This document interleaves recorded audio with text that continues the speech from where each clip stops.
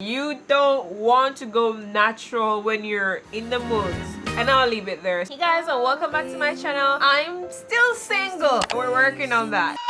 I can't believe this is my 6th video though. I remember making my first official YouTube video because I know the first video is my short film, but my first official video felt like yesterday. I know I'm making my 6th video, but you didn't come to hear me ramble about my YouTube journey. You came to hear what I put in the title, which is some must-have that I believe will help in your backpacking journey. And this is especially valuable for beginner backpackers, intermediate backpackers, I think just about anyone as well. But these, let me tell you, are some tips that you are gonna thank me for. Whether it's now or years after, people are gonna be commenting. So let's just get right into it. First item, a power bank. You may have expected this item, but it's so essential when you're a backpacker. And I'm more specifically gonna talk about the RAV power bank. This power bank is a beast of a power bank. Gotta go! When I went to Europe with it, it saved my life because with my phone, and this is an iPhone 7 Plus, I can get about 5 or 6 full charges from the power bank before I need to charge it up again.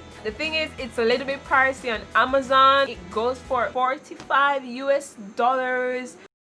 Wow. You can convert that based on the country that you live in, but for me it's a bit pricey for a power bank, but it's good. And the other con, it's a little bit heavy. On the website it says that it weighs as little as a can of soup. This is not a Mickey Mouse program! Like a can of soup, RAV power is kind of heavy. You're not gonna be backpacking and walking around with a can of soup. But if you're gonna ask me, Chantel, is it worth it? It's 100% worth it. It's going to help you so much. And I think it's not just for the backpacker that's backpacking around the cities, it's also for the backpacker maybe going out 3 or 4 days into like the wilderness or somewhere without electricity and you still need some juice on your phone. Okie pokey. We're moving on to the next item, packing bags. But when you're going to the airport, it's not only embarrassing, it's a total hassle when you have to dig through. You're like, can you just give me a minute? Let me just dig through a few of my stuff to get to my laptop and my camera. Packing bags just keep everything organized. So for example, if you go through the airport and they ask for your electronics, you can maybe take out your clothes in one packing bag, your underwear in one packing bag, and then voila. 2020, we don't need like anything else to get on our nerves. So a packing bag will solve that problem. If you know what I'm saying. I'm not saying it. So the next item is my favorite because food. I'm hungry, yeah. Snacks, guys. And I found that bringing a snack bag with me, I'm talking about, alright, like putting snacks in a plastic bag like this, or if you want to be more environmentally friendly, you can bring a paper bag. You can fill it with snacks or candy. I suggest mostly snacks, mostly stuff that can actually contribute to the health of your body. I wouldn't suggest bringing a bag of candy on the road for a lot of reasons, but you can either buy snacks and throw it out in the bag, or you can buy snacks that are in smaller packaging and just throw them in the bag without taking them out of the original packaging. But whatever way you choose to do it, bringing a snack bag is 100% helpful. Whether you're a food lover like me,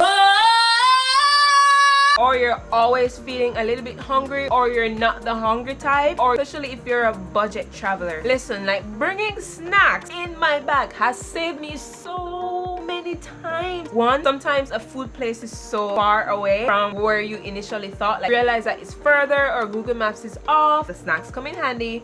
If you're feeling peckish or that person who always feels a bit peckish, I'm not talking about replacing snacks with your main meal.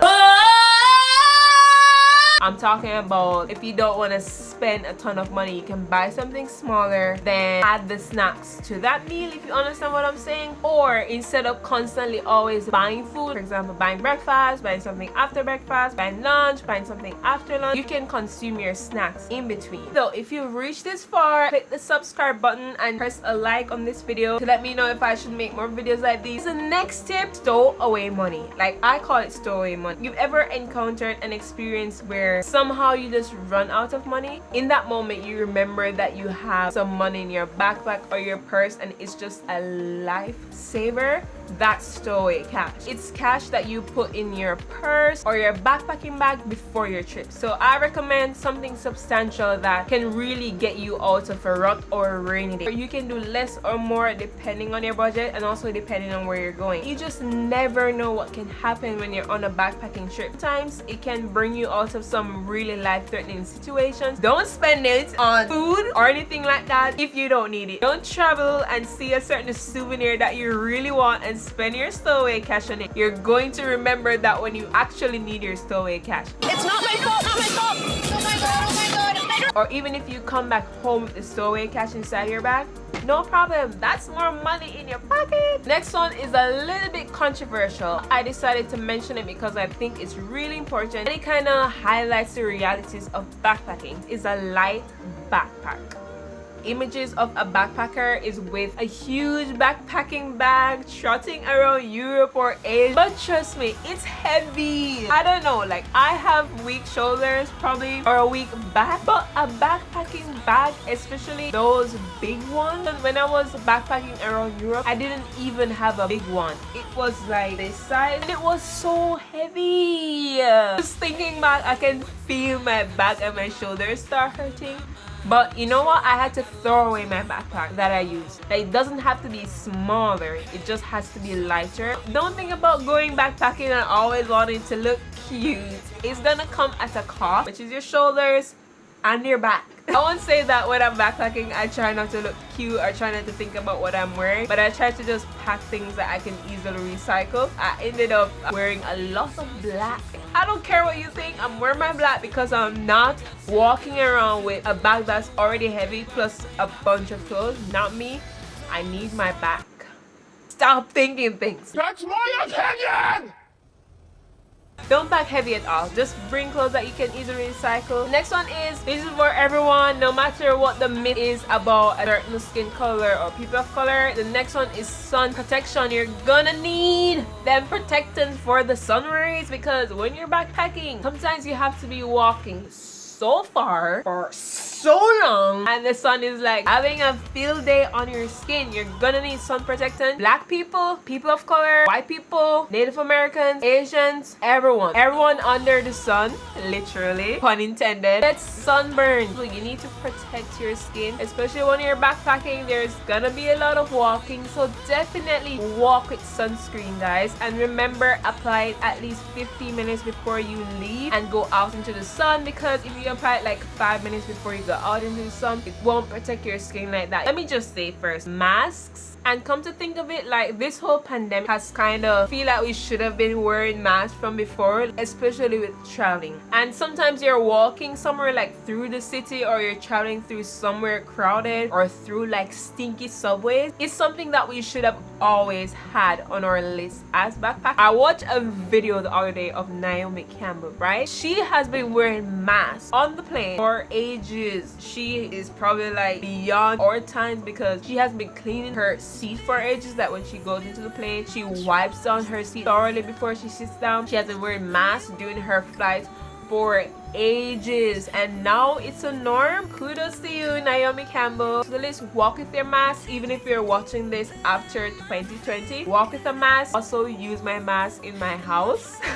I won't even disclose why, but you know, like, humans can release some real bombs, and I'll just leave it at that. Don't kill me if you watch this video, my family. Also with that, I guess I'll just touch on hygiene. Is bring wipes with you and hand sanitizer. Add other hygiene supplies to your hygiene bag, and it depends on your personal hygiene needs, but always walk with your little hygiene kit. And yeah, it just always saves a life. The next thing is first aid. Walk with emphasize first aid stuff, whether it's band-aids, a little bit of alcohol, a little bit of witch hazel, whatever you use as first aid. Just walk with it because you just never know. Also walk with painkillers and other antibiotic supplements. You can get sick on the road. Food poisoning, terrible stomach ache. Better you have them and not use them than need it and don't have it. And the last one out there, and this depends on you, try to walk with a credit card or a debit card, because even if you have cash, just having a credit card or debit card with some money on it. For example, if you go to Sweden, like 95% of the time cards are accepted. Like when I was there, I remember I drew some cash from my card. I don't know why. I guess my Jamaican stubborn self in me was like, how dare them not take cash. But what I had to do was to put it back on my card, and that made it easier. Sometimes if you only end up bringing cash and maybe you go to a country that credit card or a Visa card is widely accepted, you can buy a prepaid card. And on top of that, it's just good to have different places where your money is coming from. Anything can happen. Cash gets stolen and you only have your card gets stolen and you only have your cash. So guys, that's all I have for this video. I hope these tips help, and thank you for watching this video. If you haven't already, please subscribe, like, and comment below. Like, I want to hear your thoughts. I usually answer to all comments. I don't know if because I'm a small YouTuber or my life is just sad, but I enjoy just talking with you guys. I haven't started receiving hate as yet. That's probably why I'm so excited. When the hate comes, the hate comes. But for now, I'm basking in the positivity, and I appreciate you guys supporting my channel. And thank you for watching this video. Bye. I need to work on my outro for sure, because this thing is not working.